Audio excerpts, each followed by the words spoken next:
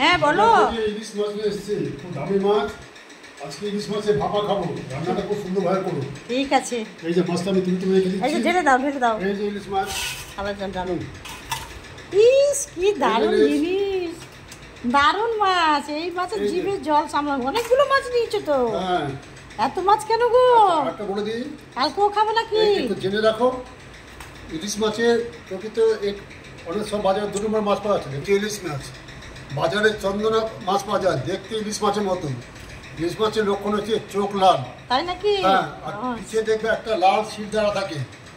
এই যখন আপনারা কেনেন এই জিনিস লক্ষ্য করবেন, চোখটা লাল থাকবে, মাথা ছোট হবে, পিছিয়ে একটা লাল শির দ্বারা থাকবে। তবে এই ধরনের কোনো লক্ষণ থাকে না।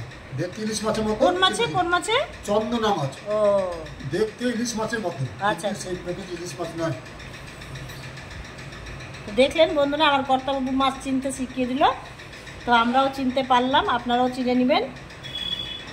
তো বন্ধুরা, ইলিশ মাছগুলো 2টো রেখে দেবো কালকের জন্য, আর 2টো রান্না করব।